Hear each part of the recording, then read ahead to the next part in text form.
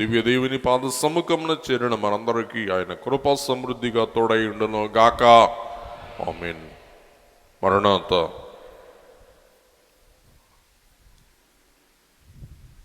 అపోస్తలుల కార్యముల గ్రంథం 20వ అధ్యాయం 7వ వచనం.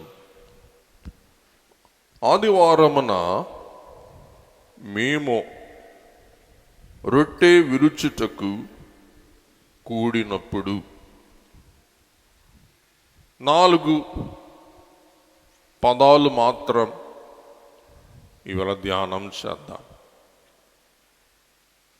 ఆదివారమున మేము రొట్టె విరుచుటకు కూడినప్పుడు. ఆదివారం ఇది మన మొదటి ధ్యానాంశం. మేము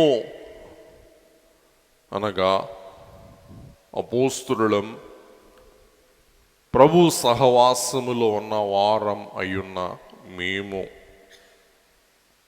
3వ అంశం రొట్టె విరుచుట. ఇందులో ఏముంది విచిత్రం? అక్కడే ఉంది విచిత్రం, విడ్డూరం, విశేషం అంతా. కూడినప్పుడు దేవుని బిడ్డలారా, తెలుగు బైబిల్లో ఆదివారం అనే మాట వ్రాయబడి ఉంది, కరెక్టే, కాదనట్లా. కానీ మిగతా బైబిల్లో వ్రాయబడిన మాట మొదటి దినమున, 1వ దినమున మేము కూడినప్పుడు.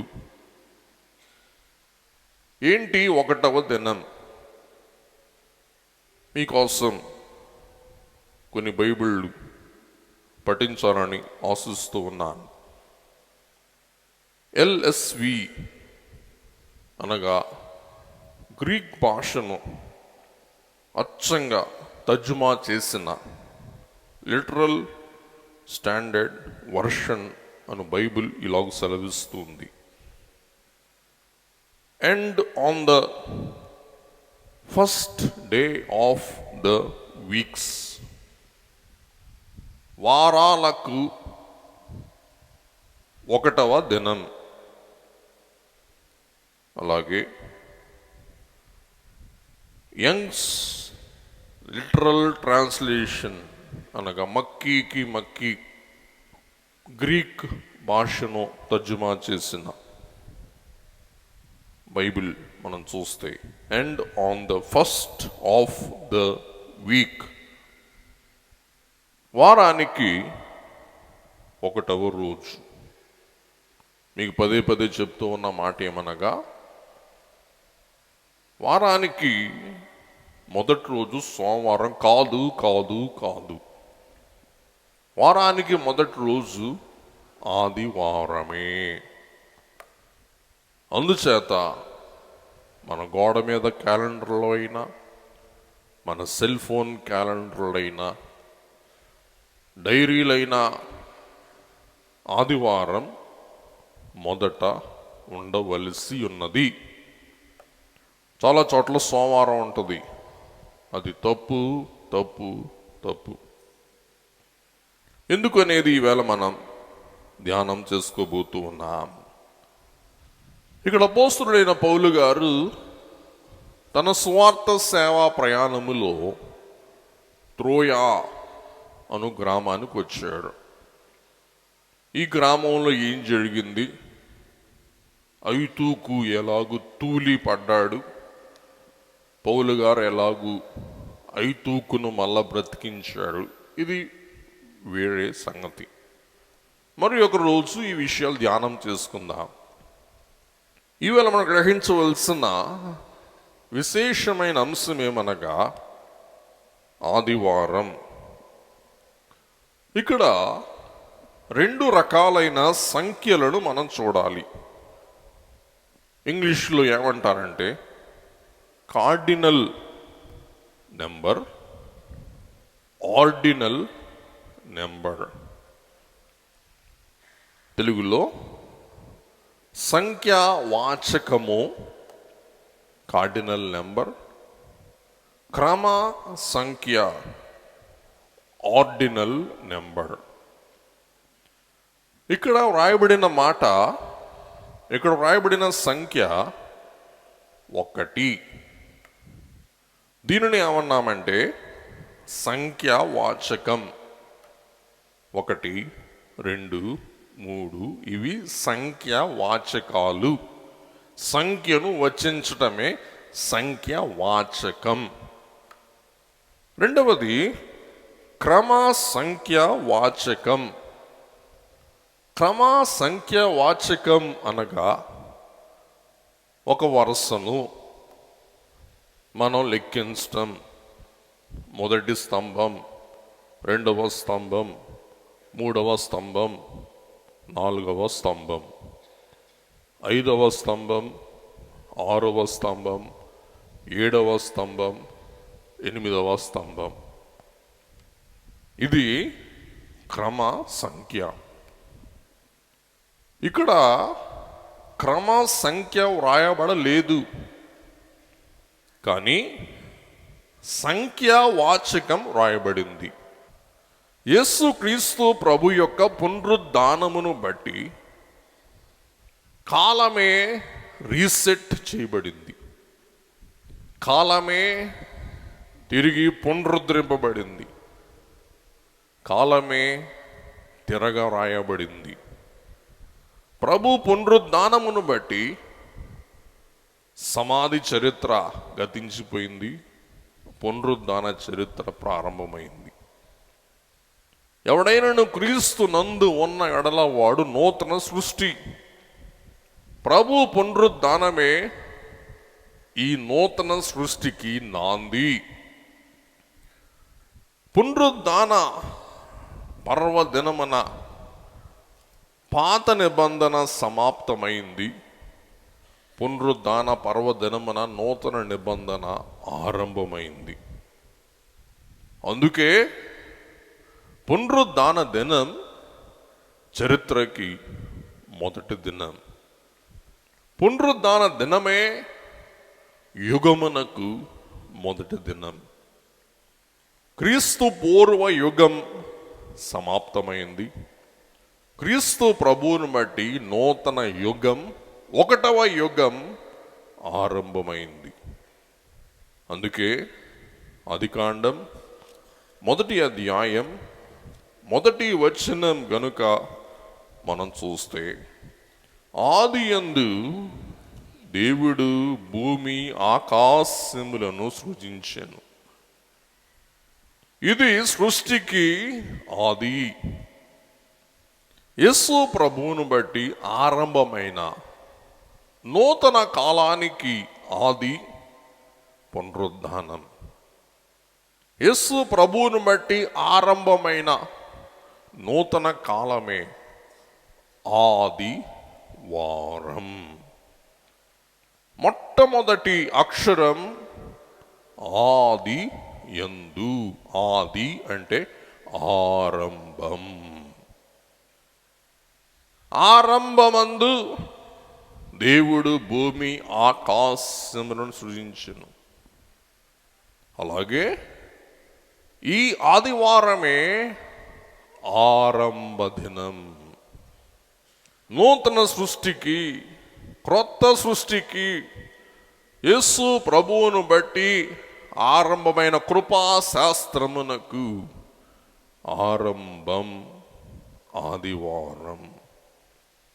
కాబట్టి వారానికి కూడా ఈ దినం ఆరంభం, స్టార్టింగ్.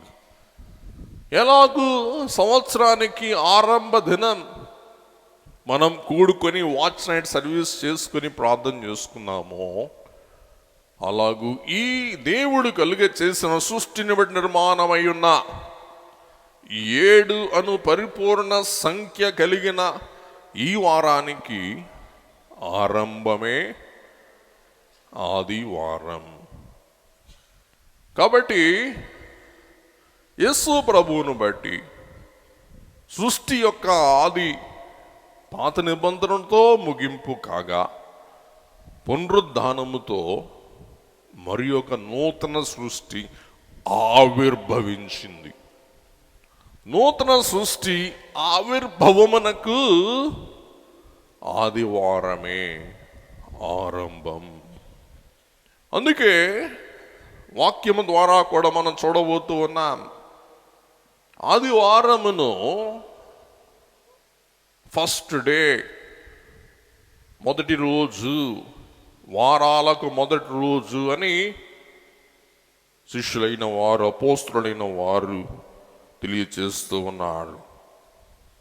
కాబట్టి గ్రీక్ భాషలో ఫస్ట్ అనగా ప్రోటీ అనే మాట రాయలేదు, కానీ మియా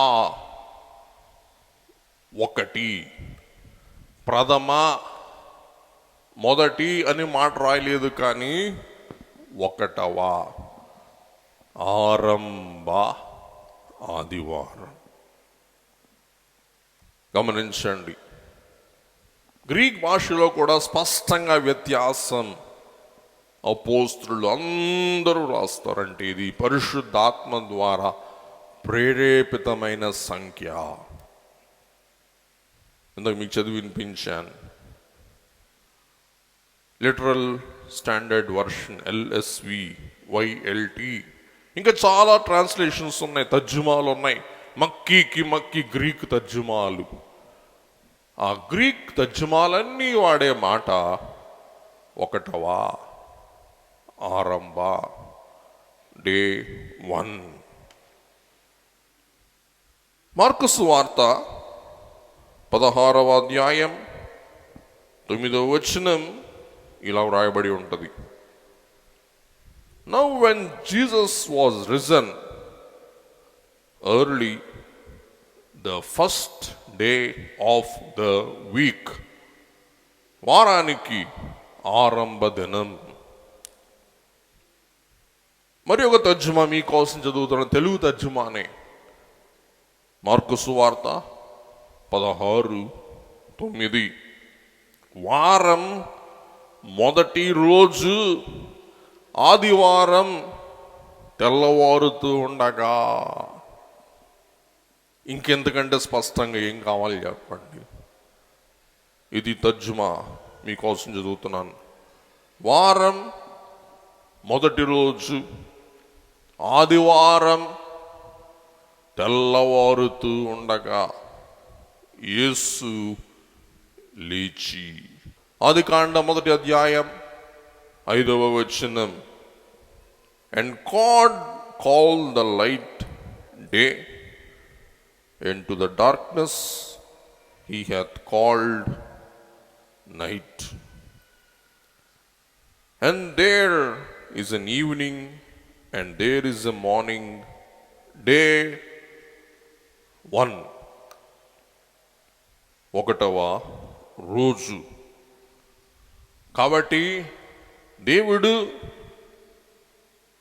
పగలును రాత్రిని వేరు చేసిన రోజు ఒకటవ రోజు. యోమ్ ఇహాద్. యోమ్ అంటే రోజు, ఇహాద్ అనగా ఒకటి అని మనం చూస్తూ ఉన్నాం, లేక మియా. కాబట్టి ఇప్పుడు ఇంకొకసారి అపోస్తుల కార్యం 20:7 వచనం చదవండి అమ్మా. ఆదివారమున బదులు ఒకటవ దినమున, ఆరంభ దినమున. కాబట్టి ఈ ఆరంభ దినమే నూతన సృష్టి. కాబట్టి దేవుడు మరలా సృష్టిని తన పునరుద్ధానము ద్వారా ఆరంభించిన కారణాన ఆరంభ దినమున అపోస్తులు, ఆది సంఘస్థులు సహవాసము చేసిన దినమై ఉంటూ ఉన్నది. అలాగే యేసు క్రీస్తు ప్రభు యొక్క వారసులం, ఆయన కుమారులం, కుమార్తెలమై ఉన్న మనమందరం దేవుని పాద సముఖమున ఆరంభ ఆదివార ఒకటవ దినమున కూడుట సమంజసం. అది చాలా సంపూర్ణం. గమనించండి, ఆ కాలమందు మనకిలాగా ఆదివారం, సోమవారం, మంగళవారం, బుధవారం, గురువారం, శుక్రవారం, శనివారం అని లేదు. ఆరంభంలో వారు ఎలాగూ లెక్కేసేవారంటే సబ్బాతు పిమ్మట 1వ రోజు, సబ్బాతు పిమ్మట 2వ రోజు, సబ్బాతు పిమ్మట 3వ రోజు, సబ్బాతు పిమ్మట 4వ. అది వారి సంఖ్య. First day after Sabbath, second day after Sabbath. వారాన్ని ఎలా పరిగణించేవారు అంటే సబ్బాతుకు మధ్య దినాలు. వారము లేదు. వారు ఏమనేవారంటండి? సబ్బాతుకు మధ్యస్థం. అంటే 2 సబ్బాతుల మధ్య ఉన్న 6 రోజులు అని వారు ఆ కాలమందు సంబోధించేవారు. సబ్బాతు మధ్యస్థ అంటే 6 రోజులు అన్నమాట అండి. కాబట్టి ఇది హేతుబద్ధంగా మనం ఆలోచిస్తే, వాస్తవికంగా ఆలోచిస్తే, సబ్బాతు పిమ్మట 1, సబ్బాతు పిమ్మట ప్రథమ కాదు, సబ్బాతు పిమ్మట ఆరంభ దినమందు ఏ దేవుడైతే ఆదియందు ఆదివార దినమును సృజించాడో అదే దేవుడు ఆది సంఘానికి ఆరంభ ఆదివార దినమును తన పునరుద్ధానము ద్వారా నిర్ణయించాడు, నిర్దేశించాడు, దానిని స్థాపన చేసినట్లు మనం చూస్తూ ఉన్నాం. కాబట్టి బైబిల్లో మరి విశ్రాంతితో వారం ధర్మశాస్త్రముతో ఆరంభమయ్యేది. మన కాలములో వారం ప్రభువుతో ఆరంభమవుతుంది. అందుకే ఆదివారములో యోహాను గారు చూస్తాం ఏమంటారంటే ప్రభువు దినమందు. ప్రభువుతో మన వారం ఆరంభం. పాత నిబంధనలో సబ్బాతుతో వారం సమాప్తం. మనకు లార్డ్స్ డే, ప్రభువు యొక్క దినంతో వారం ఆరంభం, వారం యొక్క 1వ ప్రథమ దినం అయి ఉంటున్నదన్నమాట అండి. కాబట్టి పాత నిబంధన విశ్రాంతిని సూచిస్తూ ఉంది, నూతన నిబంధన పునరుద్ధానాన్ని సూచిస్తూ ఉంది. యేసుక్రీస్తు ప్రభువు తన పని చాలించి శనివారం సమాధిలో విశ్రాంతి తీసుకున్నారు. యేసు ప్రభు శుక్రవారం మధ్యాహ్నముతో తన పనిని ముగించి సబ్బాతు దినమందు సమాధిలో ఉన్నారు. కాబట్టి ఒక మాట తర్వాత వివరిస్తాను. శనివారం సమాధి దినం, సబ్బాతు సమాధి దినం, ఆదివారం సమృద్ధ దినం. శనివారం సబ్బాతు సమాధి దినం, ఆదివారం పునరుద్ధాన ప్రభు సమృద్ధ దినం. ఎందుకు? సమృద్ధ జీవం, సమృద్ధ కాంతి, సమృద్ధ ప్రకాశత, సమృద్ధ సహవాసం, సమృద్ధ ప్రత్యక్షత ప్రభు యొక్క సమృద్ధ దర్శనం ఇవన్నీ ఎప్పుడు కలిగినవంటే ఆదివారం అందే కలిగినవి. ఆదివారములో సమాధి లేదు. చెప్పండి, ఏముంది? సమృద్ధి. చెప్పండి గట్టిగా, సమృద్ధి. అందుచేత మనం శనివారం ప్రభువు సమాధి రోజు కూడుకోము, కానీ పునరుద్ధాన సమృద్ధ ఆరంభ ఆదివారం మనం కూడుకొని వారమై ఉన్నాం. సబ్బాతు ద్వారా ప్రభువులో అపోస్తలుడు ప్రభువైన యేసుక్రీస్తు ద్వారా విశ్రాంతి దినం సబ్బాతు యొక్క నెరవేర్పును కనుగొన్నారని మనం గ్రహిస్తూ ఉన్నాం. ఇప్పుడు ఎలాగూ నలుగురు స్వార్థికులు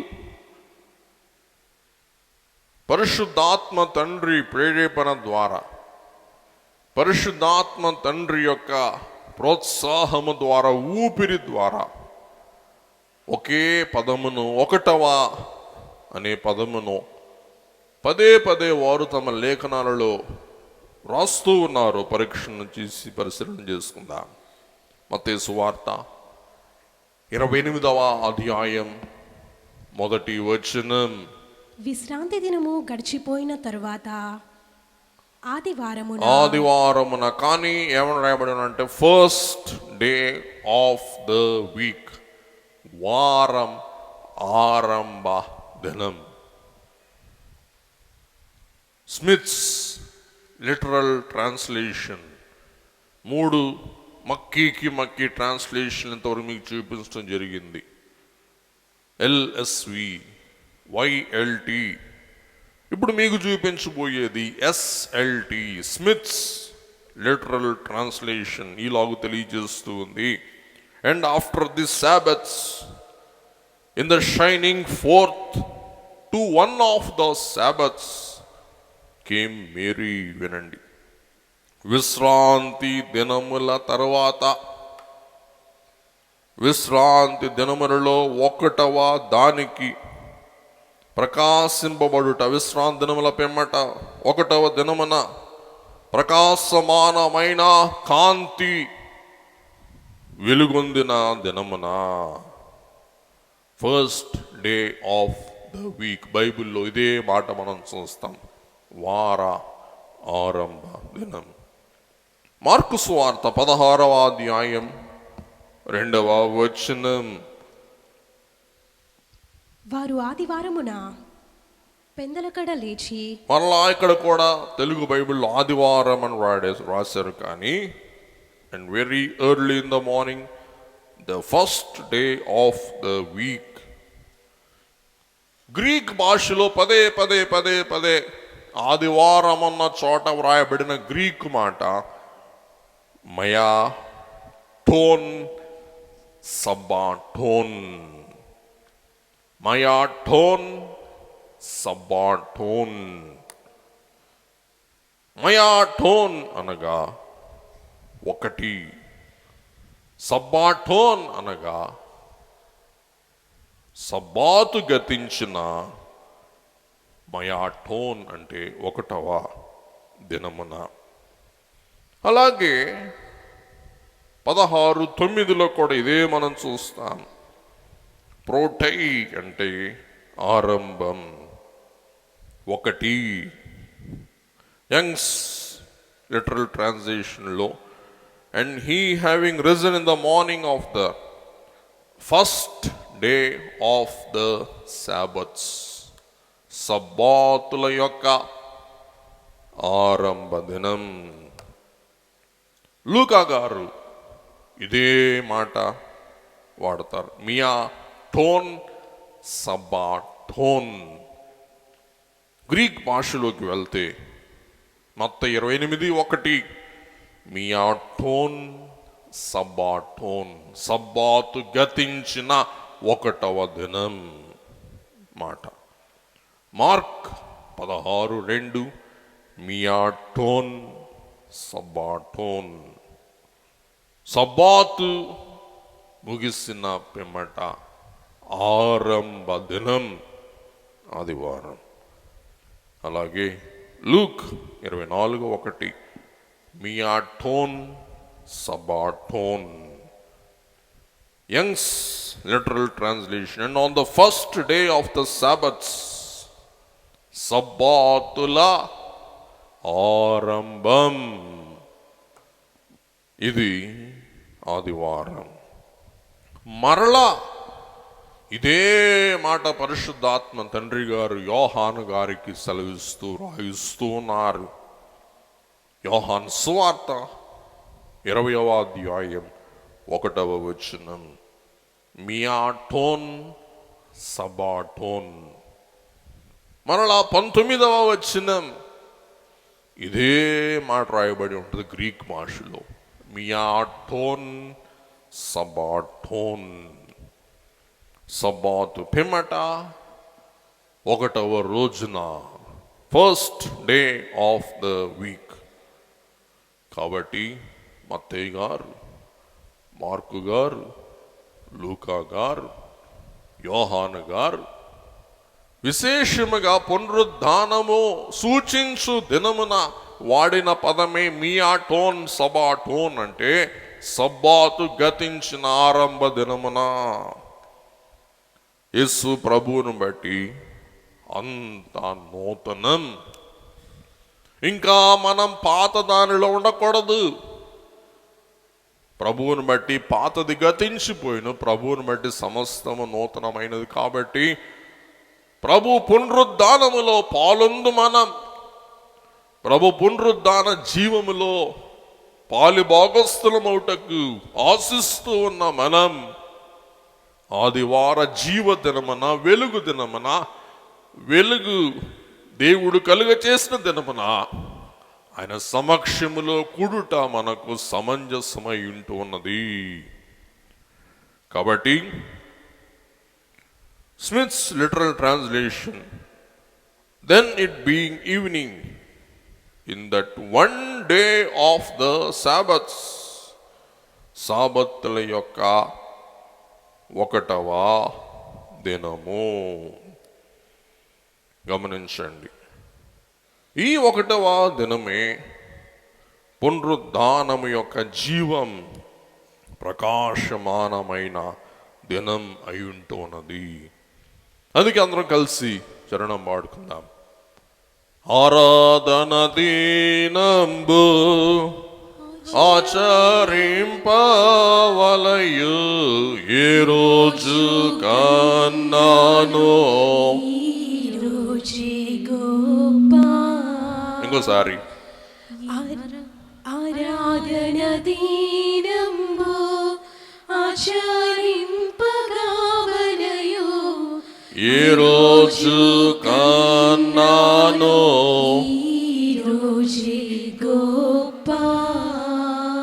పాపవృత్తిని మానుకొనుమి.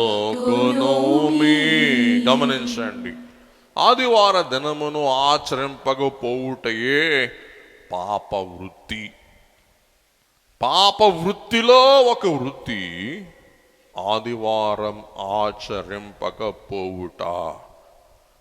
గమనించండి, అందుకే ఇక రాస్తారు, ఆదివారం ఆచరింపకపోవుట అను పాప వృత్తిని మనసా మానుకో.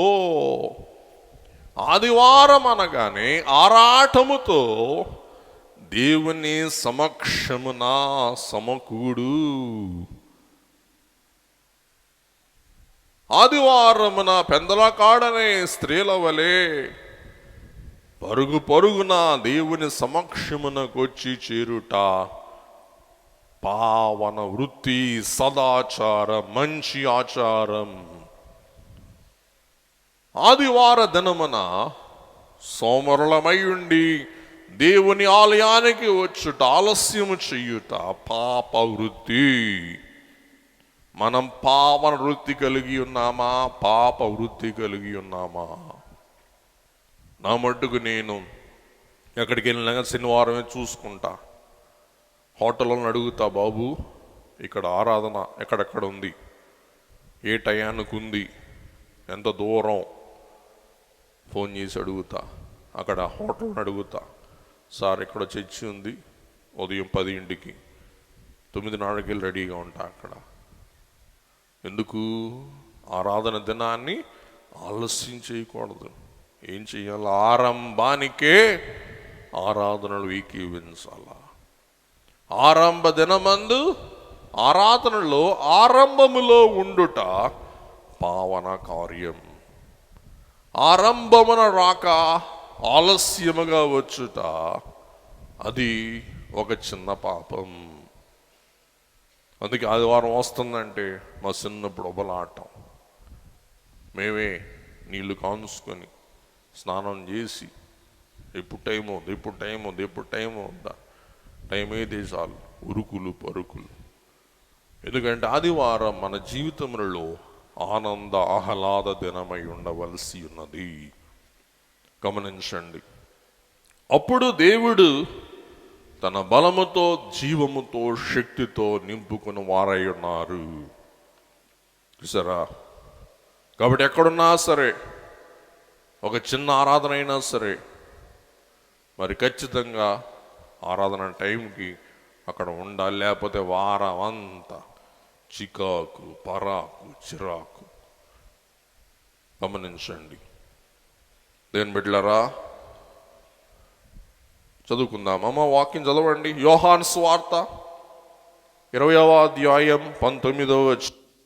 ఆదివారము సాయంకాలమున శిష్యులు యూదులకు భయపడి తాము కూడి ఉన్న ఇంటి తలుపులు మూసికొని ఉండగా యేసు వచ్చి మధ్యను నిలిచి, మీకు సమాధానము కలుగునుగాక అని వారితో చెప్పెను. కాబట్టి యోహాను సువార్త 20వ అధ్యాయం 19వ వచనం మరలా తెలుగును బట్టి కొంచెం వ్యత్యాసం వచ్చింది. గమనించండి. 19. It being therefore evening on that day, the first day of the Sabbaths. కాబట్టి యేసు క్రీస్తు ప్రభువు పునరుద్ధానులైన తర్వాత 8వ దినం. ఏ దినం చెప్పండి? 8వ దినం. ఈరోజు ఆదివారమే.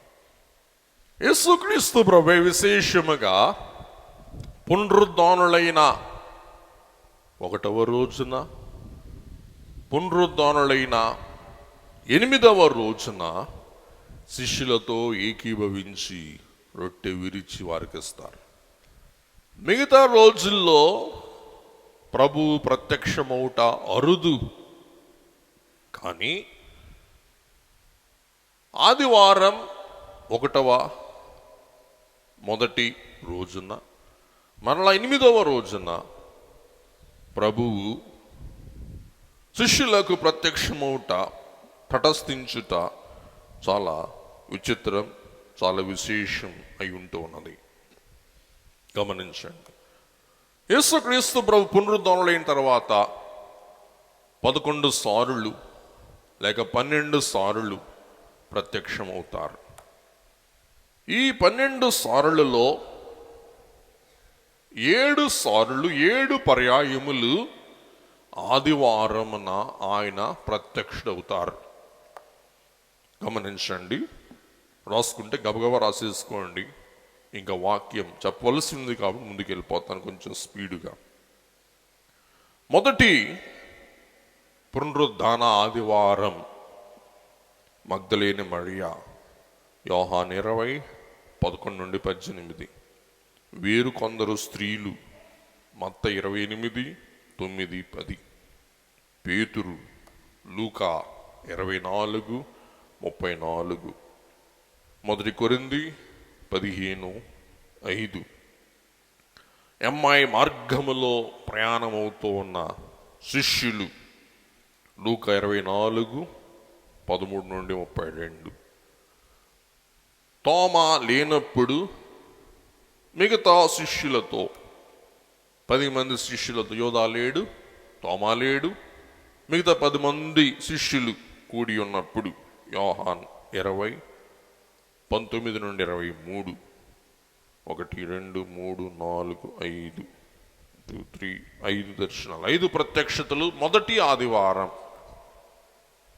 తర్వాత 8th సండే. యోహాన్ గారు అంటారు, a week later, వారమైన తర్వాత. యోహాన్ 20:26 చదువమ్మా. 8 దినములైన తరువాత 8 దినములైన తరువాత, 8వ దినం, 1వ దినం, ఇక్కడ తెలుగులో బాగా రాశారు 8వ దినం. 1వ రోజు ఆదివారం, 8వ రోజు ఉంటుందా అండి? ఉండదు. 8 అంటే 7 7 పరిపూర్ణమైన తర్వాత మరలా 1. 8 అంటే 7 తర్వాత 1. 8 అనగా 7 పరిపూర్ణమైన మరలా నూతనమైన దినం ఆరంభం. 7 వారం సంపూర్ణం, మరలా ఆరంభం. గమనించండి. కాబట్టి 8వ దినమున నూతన యుగం పునరుద్ధానం ద్వారా స్థాపనం. ఇంగ్లీష్లో అంటారు న్యూ కేడెన్స్, నూతన స్వరం, నూతన గానం, నూతన సృష్టి, నూతన కాలమానం, పునరుద్ధానం.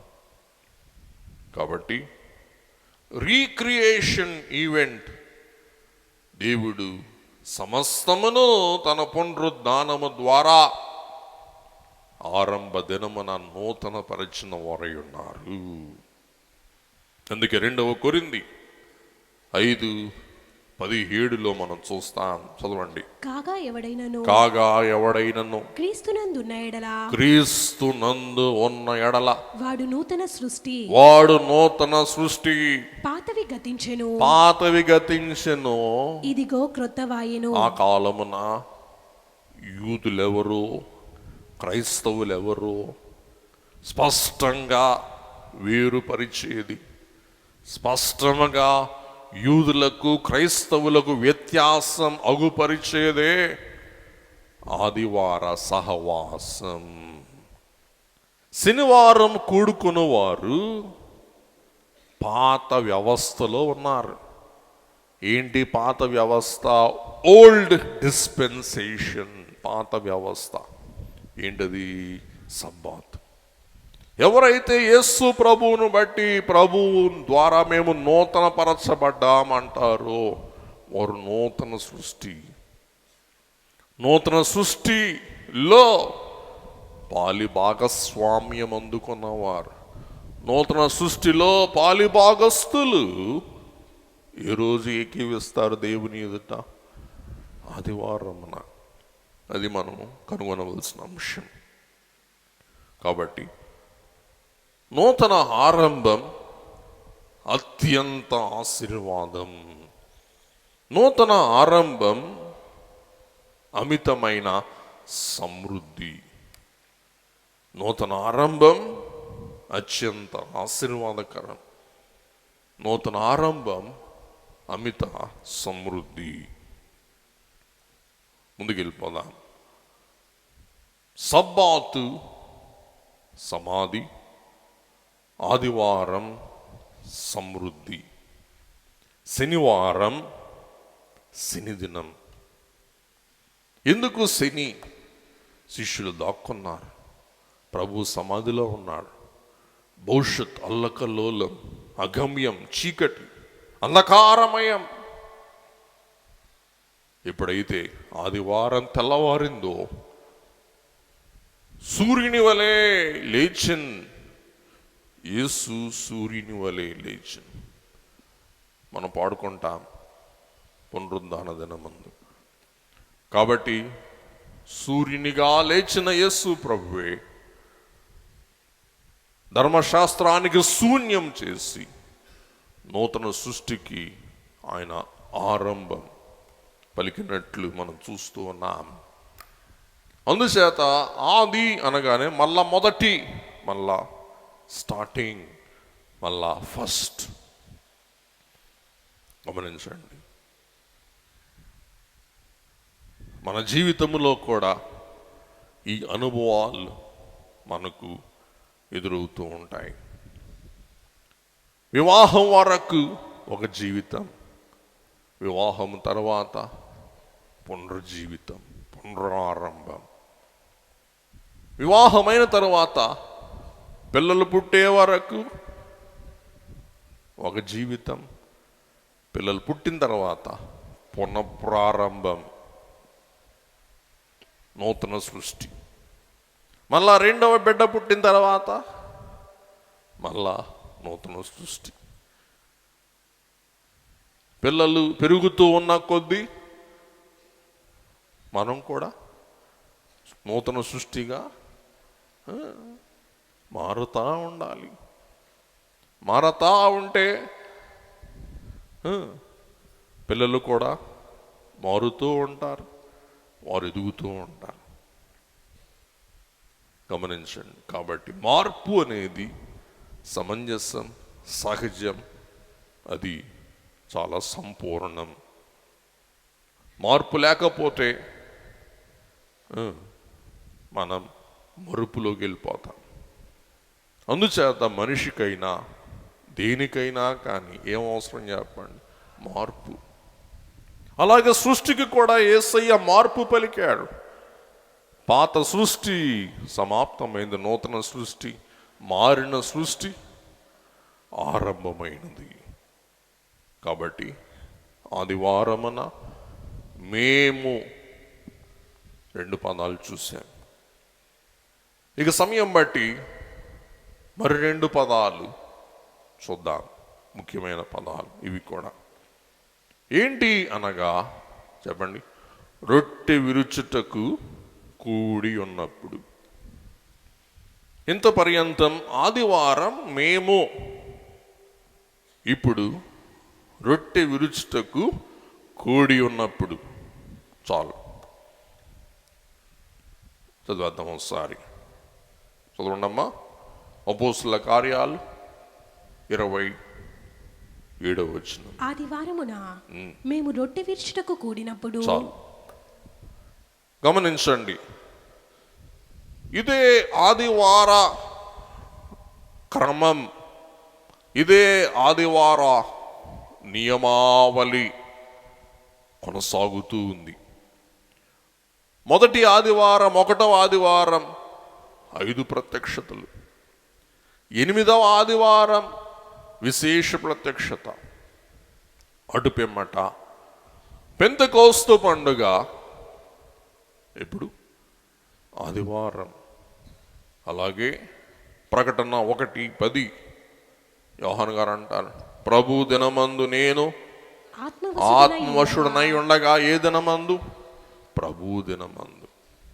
వినండి, పరిశుద్ధాత్మ ప్రత్యక్షత, పరిశుద్ధాత్మ తండ్రి యొక్క పరిపూర్ణత, పరిశుద్ధాత్మ తండ్రి యొక్క ప్రకటన ఆరంభమైనదే ఆదివారం. ఇంకో విషయం, 1 కొరింథీ 16:2. నేను వచ్చినప్పుడు చందా పోగు చేయకుండా ప్రతి ఆదివారమున మీలో ప్రతివాడు తాను వర్ధిల్లిన కొలది తన యొద్ద కొంత సొమ్ము నిలువ చేయవలెను. పేదలకు ఇచ్చుటకు ఆదివారమున మీరు కొంత సొమ్ము పోగు చేసి పేదలకు వినియోగించుటకు దానిని భద్రము చేయవలెను. అందుచేత ఆదివార ఆరాధన ద్వారా మనం అన్నపానాలు, పాఠశాల ఇవన్నీ నిర్వహించుకుంటున్నాం దేవాలయ కార్యక్రమాలతో పాటు. ఎందుకంటే ఆదివారం చందా ఎత్తి పేదలకు వాడండి అంటారు పౌలు గారు. ఇవన్నీ కూడా నిర్దేశింపబడిన వారమే ఆదివారం. గమనించండి, వారం మొదటి ఆరంభములో క్రీస్తు ప్రభు సంపూర్తి చేసిన రక్షణ కార్యమందు విశ్రాంతి పొందుదుము. ధర్మశాస్త్రానికి సబ్బాతు సమాధి శనివారమే స్వస్తి పలికింది. అడుపెమ్మట ఆయన సాధించిన విజయ బాటలో నుండి, ఇంకోసారి చెప్తున్నా, ప్రభువు సాధించిన విజయ బాటలో నుండి ఆవిర్భవించు శక్తితో మన వార ప్రయాణం సాగించుదుము. ఏం చెప్పండి? పునరుద్ధాన ఆదివార పునరుద్ధాన బలముతో ఆ విజయ ధ్వజముతో, ఆ విజయ సంకేతముతో మన వారము దినములు సాగి వెళుదుము. దేంతో? ఆదివార పునరుద్ధాన జీవముతో. చెప్పండి, జయముతో. ఆదివార పునరుద్ధాన జీవం, జయం ప్రభు మనకు అనుగ్రహిస్తే వారమంతా మనకేంటంటండి? చెప్పండి, జీవము, జయము. లేకపోతే నిర్జీవము, అపజయము. మీరే గమనించండి. నా మట్టుకు నేను ఆదివారం ఇంకా మంచం మీద ఉండి లేవలేకపోతే తప్ప ఆరాధన విశ్వాసి మానకూడదు అన్నారు దైవజనుడు. సదాచారం. కాబట్టి ఎవరైనా ఒక విశ్వాసి, ఒక భక్తుడు, ఒక సంఘస్థుడు దేవాలయం రాలేదంటే దాని అర్థం ఏంటంటే మనసు మీద ఉన్నాడన్నమాట. అందుకే గారు చెప్పారంట, మంచం మీద ఉంటే తప్ప ఏం చేయకూడదు? ఆరాధన మానకూడదు. అందుకే దైవజనులు శనివారం రాత్రి మధ్యరాత్రి వరకు ఆయాసముతో మూలిగేవారంట. మరి ఆ కాలంలో చూసి చెప్పేవాడు, ఇదే ఈ రాత్రే అయ్యగారికి అంతమా అన్నంత మూలిగేవారంటండి. అన్నంత ఏమంటారు, ఉక్కిరి బిక్కిరి అయిపోయేవారంట. ఈ రాత్రి ఇంక అయ్యగారు ప్రాణం చాలించేస్తున్నారు అనుకునే అంత భయంకర ఆయాసం. మీకు తెలుసు, సాతాను ఎదిరింపుడు రాసినందుకు సాతాను రాగి శ్రేసి వెళ్ళిందంట దైవజనుని మీద. అప్పటి నుండి ఆయాసం. కానీ ఉదయం అయ్యేసరికి ఆశ్చర్యపడేవారంటండి అందరూ. మరి పెళ్లి కొడుకులాగా గడ్డం చేసుకొని, తల దూకొని, శుభ్రంగా కొత్త వస్త్రాలు వేసుకొని ఆరాధనకు సిద్ధమయ్యేవారంటండి. అందరూ ఆశ్చర్యపోయి ఆ మధ్యరాత్రి వరకు ఆయాసంతో మూలిగాడు, ఆయాసముతో తల్లడిల్లిపోయాడు. మీరు ఏమవుతారా అని భయపడ్డాం. అప్పుడు అయ్యగారు చెప్పాడు, ఆయాసం అనే కోటు మేకుకు తగిలిచ్చి ఆరోగ్యం అనే కోటు. కాబట్టి ఆదివారం అయ్యేసరికి మన రోగాలనే కోటుని మేకుకు తగిలిచ్చి ఏం చేయాలా? ఆనందం, ఆరోగ్యం అనే కోటు ధరిస్తే దేవుడు మనకేం చేస్తారు? పరిపూర్ణ జీవం, బలం, క్షేమం అనుగ్రహించువారై ఉన్నారు. ఇప్పుడు ప్రాముఖ్యమైన రెండో అంశంలోనికి ప్రవేశిద్దాం. Breaking of bread. రొట్టె విరుచుట. ఏంటి రొట్టె విరుచుట్లో ఉన్న విశేషత ఏంటండి? అది ఇప్పుడు మనం ధ్యానం చేసుకోబోతున్నాం. దేవుని బిడ్డలారా, మీల్స్ లేక భోజనం విందు అనున్నది పరస్పర జనులకు, ప్రజలకు సంధి సమాధానమునకు సూచన. ఏ శుభకార్యం జరిగినా ఏం పెడతాం? ఎందుకు?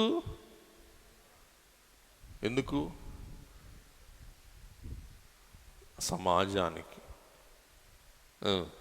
ఏకీభావానికి, సమాధానానికి ఒక సూచన అన్నమాట. కలిసి భోంచేయటం అనున్నది ఒక అమూల్యమైన సంకేతం. ఏంటి? మేమందరం ఒక్కటి అనుటకు. గమనించారా? మరి మొన్న అమ్మగారి జ్ఞాపకార్థం జరిగింది, అందరూ ముద్ద భోంచేశారు. ఏంటి? మేమందరం ఒక కుటుంబం, ఒక సమాధానమునకు అది ఒక సంకేతం, సహవాసమునకు సంకేతం. అందుకే పాట పాడే టైం లేదులేండి. ఆదికాండం 18:1-8 మనం చూస్తే వినండి. మీకు చెప్పాను, మొన్నే చెప్పాను. త్రిత్వదేవుడు అబ్రహాము గారి యొద్దకు దిగి వస్తారు. ఏం తినడానికి? రొట్టెలు మాంసం తింటాను. ఈయన దేవుడు రొట్టెలు మాంసం తినాలా? అన్నం తింటాడు ఆయన, చపాతీలు తింటాడు ఆయన, మాంసం తింటాడు ఆయన? కాదు కాదు కాదు. దేవుడు ఎవరితో సహవాసం చెయ్యాలా? అబ్రహాముతో. అబ్రహాం ఆతిథ్యం తీసుకోవాలా, అబ్రహాముతో మమేకం అవ్వాలా, నా అంతరంగమును అబ్రహాముతో పంచుకోవాలి. అబ్రహామునకు నేను చేయబో కార్యమును తెలియచేయాలి. ఎందుకనగా తరతరాల వరకు అబ్రహాము తన కుటుంబములో తన విశ్వాసమును కొనసాగించుకుంటాడు. కలకాలం విశ్వాస మార్గము నుండి అబ్రహాము వైతొలగడు. కాబట్టి అబ్రహాము నా స్నేహితుడు అంటారండి ఎవరు? దేవుడు. గమనించండి. ఎలాగూ మనం వీడికి ఏమైనా వీళ్ళ పిల్లలు అప్పు తీరుస్తారు అని నమ్మకం ఉంటేనే అప్పిస్తామే, అలాగే దేవుడు కూడా మనల్ని దీవించే సమయం ముందు చూస్తారు. వీడితోనే విశ్వాసం సమాప్తమవుతుందా? వీడి పిల్లలు పిల్లలు పిల్లలు పిల్లలు పిల్లలు పిల్లలు విశ్వాసాన్ని ఉనికిపుచ్చుకుంటారా? ఇవాళ మర్చిపోయిన హడావిడిలో మన్నించండి. మా తాతగారు 1905 సంవత్సరంలో ఆయన యాజకత్వ బాధ్యతలు స్వీకరించినప్పుడు 1905 సంస్కార గిన్నె, సంస్కార బౌల్ ఇస్తారు, సిల్వర్ ఆఫరింగ్గా, బహుమానంగా. కాబట్టి 1905 మా వంశంలో యాజకత్వం మొదలైంది. ఎన్నో సంవత్సరం? 26. అంటే ఎంతకాలం సాగింది యాజకత్వం? గమనించండి. ఇంకో విశేషం ఏంటంటే, నాకు మళ్ళీ విచిత్రం అనిపిస్తాయి కొన్ని విషయాలు. ఆయన పేరు శామ్యుయల్ వేదనాయంగం అజరయ్య, తర్వాత జాన్ క్రీస్తుదాస్, తర్వాత మళ్ళా జాన్, మా నాన్నగారు జాన్, తర్వాత నేను మళ్ళా శామ్యుయల్, మళ్ళా మా వాడు జాన్. ప్రార్థన చేయండి వాడి కోసం. అర్థమైందా? శామ్యుయల్, జాన్, జాన్, శామ్యుయల్, ఇయే సాగినాయి అన్నమాట అండి వరుస. మిషన్లో కూడా శామ్యుయల్లో ఉంటారు ఎక్కువ మంది, జాన్లు ఉంటారు. శామ్యుయల్ ఎక్కువ మంది ఉంటారు లేండి, అదొక వారసత్వం. మరి ఆయన పేరు కూడా శామ్యుయల్ వేదనాయకం అజరే, 1905 సంవత్సరం. దేవుని కృప. యాజకత్వం ఏమైంది అంటే అవి కొనసాగింది. ఎన్ని సంవత్సరాలు లెక్కేయండి ఒకసారి.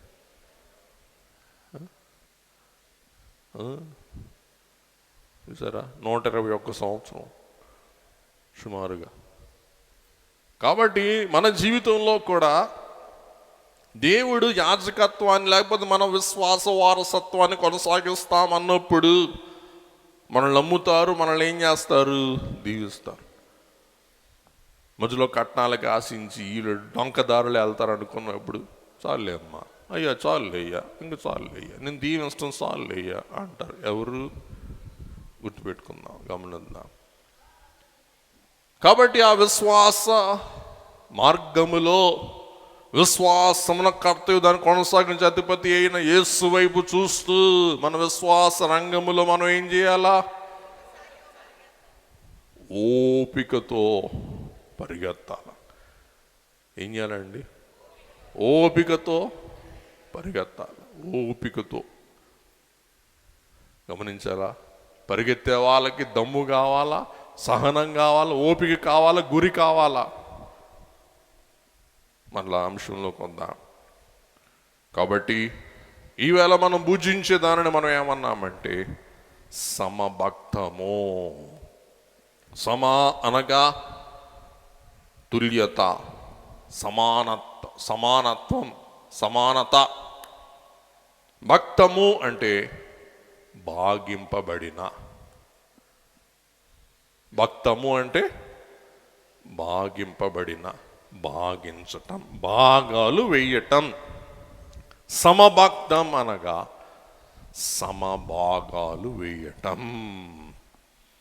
ఇది సమాధానానికి, సహవాసానికి, ఐకమత్యమునకు సూచన. గమనించండి, మన సాంప్రదాయంలో చెప్తాను, గమనించండి. తల్లులుగా ప్లేట్లో అన్నం కలుపుతారు, కూర వేస్తారు, మొత్తం కలిపి ఏం చేస్తారు? పెద్దోడికి ఒక ముద్ద, చిన్నోడికి ఒక ముద్ద, మూడో వాడికి ఒక ముద్ద, మధ్యలో మీరు తినరా తినరా తినరా, సాంబారు కలుపుతున్నాను, తినరా తినరా తినరా. గుజ్జు మీది, ముద్ద అందరిది. ఈలాగా మీ ఆయన చూస్తూ ఉంటాడు. ఏమండి మీకు పెట్టమంటారా? వద్దులే, మన సిగ్గు, మన నాజూకు. సర్లేండి, చూస్తున్నారుగా, పిల్ల డిష్ తగులుద్దులేండి, తినండి మీరు కూడా. చూసారా? కాబట్టి ఇంటిల్లిపాది ఏం చేశారు? ఒకే పల్లెంలో ముద్దలు భోంచేశారు. ఇది సమభక్తం. అంటే సమానం, భక్తము అంటే భాగించటం, సమానంగా భాగించటం. అది సహవాసం, అది సమైక్యత. అందుకే మనం పాటలు పాడుకుంటాం, ప్రభు శరీర విందులో పాల్గొను మనమందరం వేరు వేరు కాదు, కానీ ఏమై ఉన్నాం? ఒక్కటై ఉన్నాం. నైజమేముంది? నైజం ఉంటుంది, ఇక్కడ బాగానే ఉంటుంది. అదే చాదస్తు పొడి ఏమంటాడు లేను, చూస్తూనే ఉంటుంది. ఏమనరు, ఎందుకు? చాదస్తు పొడి ఉన్నాడు కానీ ఏమనరు. బయటికి వెళ్ళిన తర్వాత ఏందంట, మన బ్యాక్గ్రౌండ్ ఏంటంట, ఎందుకు నీకు బ్యాక్గ్రౌండ్ ఎందుకు? చూసారా? ప్రతి వాళ్ళకి బయట ఏం కావాలా? బ్యాక్గ్రౌండ్ కావాలా? దేవుడే మన బ్యాక్గ్రౌండ్ చూస్తే మనం ఏమైపోతాం? దేవుడు మనకు మన బ్యాక్గ్రౌండ్ చూడకూడదు. మనం ఏం చేయాలా? అందరి బ్యాక్గ్రౌండ్ చూడాలా, అందరినీ తూకంలో వేసి కాట వేయాలా. దేవుడు మటుకు మనల్ని తూకం వేయకూడదు, దీవించాలి దేవుడు మనల్ని. చూసారా? సమభక్తము, సమభాగము. అనగా ఏకము, భక్తము అంటే భాగము, సమభాగము. గమనించండి. అలాగే మహోత్సవాలలో కూడా ఎవరైనా కానీ ఏం చేశారు? అదే డేక్షలోది భాగాలు వేసుకున్నాం, అదే చట్నీ, అదే సాంబార్, అదే అన్నం. ఏం చెప్పండి? సమభక్తము. ముగించేసుకుందాం. మత్తయి సువార్త 26:26. వారు భోజనము చేయుచు ఉండగా యేసు ఒక రొట్టె పట్టుకొని దానిని ఆశీర్వదించి విరిచి తన శిష్యులకు ఇచ్చి మీరు తీసుకుని తినుడి. 4 అంశాలు. రొట్టెను పట్టుకొన్నారు, పుచ్చుకొన్నారు. రెండవది దీవించాడు. మూడవది విరిచాడు. నాలుగవది శిష్యులకు ఇచ్చాడు. ఐదవది భుజించమన్నాడు. ప్రతి చోట ఇదే తాత్పర్యం మనం చూస్తాం. రొట్టె పట్టుకొనుట, దీవించుట, విరుచుట, ఇచ్చుట, పుచ్చుకొనుట, అందుకొనుట, ఆశీర్వదించుట, విరుచుట, ఇచ్చుట, భుజించుట. ప్రతి సువార్తలో పౌలు గారి లేఖనాలలో కూడా ఇదే మనం చూస్తాం. నెంబర్ 1, రొట్టె పుచ్చుకుంటాం, రొట్టె పట్టుకుంటాం, యాజకునిగా ఆశీర్వదిస్తాం, కృతజ్ఞతలు స్తుతులు చెల్లిస్తాం. గమనించండి, కృతజ్ఞత చెల్లించటనగా ఆశీర్వదించుట. మనం ప్రార్థన చేయనప్పుడు భోజనాన్ని దీవిస్తూ ఉన్నాం, భోజనానికి కృతజ్ఞతలు కూడా చెల్లిస్తూ ఉన్నాం. 2 కార్యాలు ఒకేసారి చేస్తూ ఉన్నాం. అన్నము తినుటకు ముందు వందనములు చేయుట గొప్ప విందు. అన్ని దేవుడు మనకిచ్చిన నమ్ముకొని ఎడలా అందుకొందుము ఆనందముతో. గమనించారా? ఏది మనకు అందినా కానీ దేవునికి ఏం చేయాలా? వందనం చేయాలా.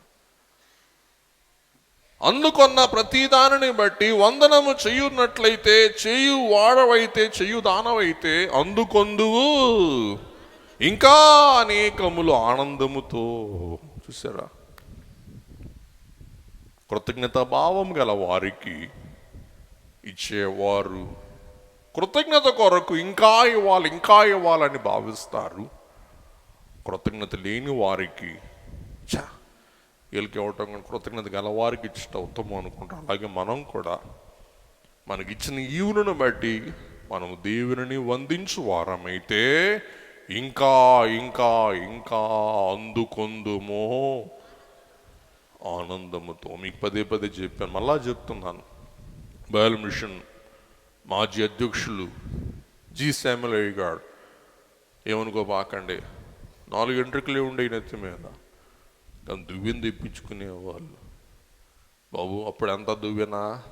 పావల 20 పైసలు దువ్వెన చేత్తో తీసుకొని కళ్ళు మూసుకునేవాళ్ళు, దిగుని పట్టుకొని. పెద్ద ఆయన మేము అడిగేవాళ్ళం, అయ్యగారు తాతయ్య గారు ఏంటండి బాబు ఏది దేవుడిచ్చినా కానీ ఏం చేయాలా? వందించి అందుకుంటే దేవుడు ఆనందముతో మరిన్ని దయచేస్తాడు.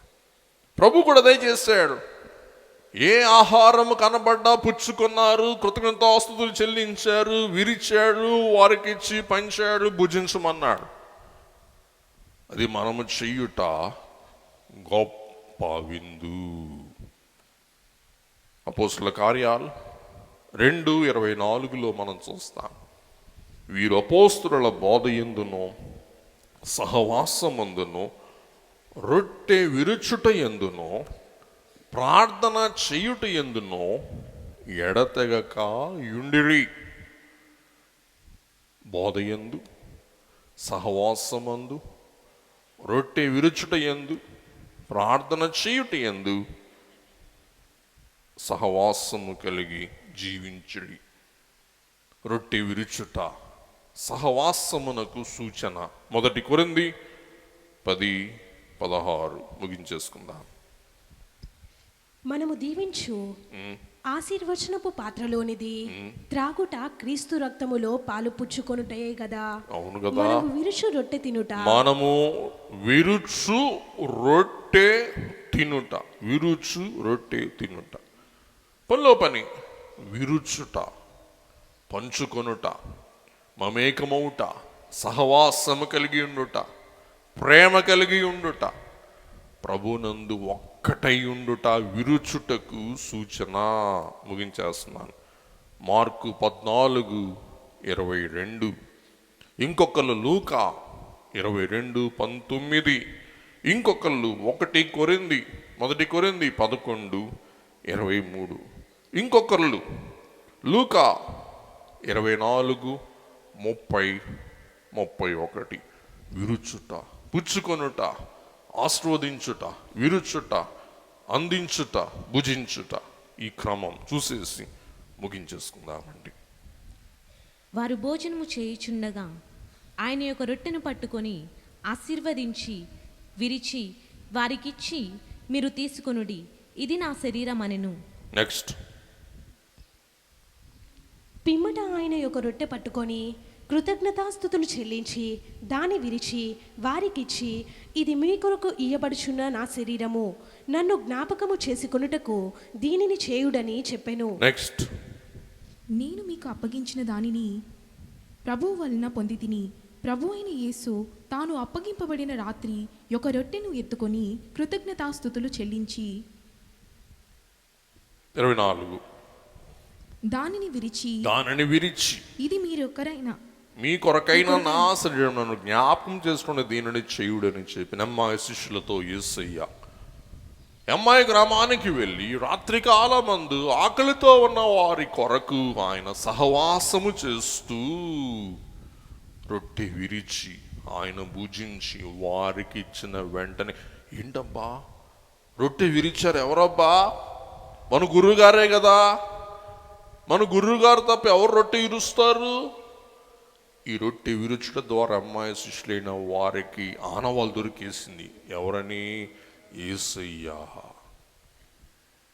ఎప్పుడైతే రొట్టె విరిచారో, వారికి ఇచ్చారో, రొట్టె పట్టారో, రుణదాసులు చెల్లించారో, దానిని విరిచారో, దాన్ని వారికి ఇచ్చారో, భుజించమన్నారో, ఈ క్రమమంతా అనుసరించిన అమ్మాయి శిష్యులకు అర్థమైపోయింది యేసు ప్రభువే అని. చూద్దాం, ముగించేసుకుందాం. ఆయన వారితో కూడా భోజనమునకు కూర్చుండినప్పుడు ఒక రొట్టెను పట్టుకొని స్తోత్రము చేసి దాన్ని విరిచి వారికి పంచిపెట్టగా వారి కన్నులు తెరవబడి ఆయనను గుర్తుపట్టిరి. చూసారా? ఆయనను కనుగొన్నారు, గుర్తుపెట్టాడు. అంతటా నేనెవరో మీకు అర్థమైంది కదా అని యేసయ్య ఏమైపోయారంటే అక్షయ దేహముతో అదృశ్యుడయ్యాడు. ప్రార్థన చేసుకుందాం. దయగల ప్రభా, కృపగల తండ్రి, ఆరంభ దినం, ఆదివార పర్వదినం, పునరుద్ధాన మహిమ ప్రకాశమానమైన దినం, మా అందరికి సహవాస దినం, ఉత్సాహ దినం, ఉబలాట దినం, ఈ జయాన్ని జీవాన్ని వారమంతా కూడా ఉనికి పుచ్చుకొని సాగవలసిన పర్వదినమున దేవా రొట్టె విరుచుటకు మేమందరం నీ శరీరములోని పాలి భాగస్థులముగా చేరి ఉన్నాము. మా సహవాసమును ఆశీర్వదించి రొట్టె ద్వారా జీవం, ఉజ్జీవం, నిత్య జీవం, పరిపూర్ణ జీవం మా అందరికి దయచేయమని జీవాధిపతి అయిన జీవాహారమై ఉన్న యేసు నామమున వేడుకొని ప్రార్థిస్తూ ఉన్నాము మా పరమ తండ్రి. ఆమేన్.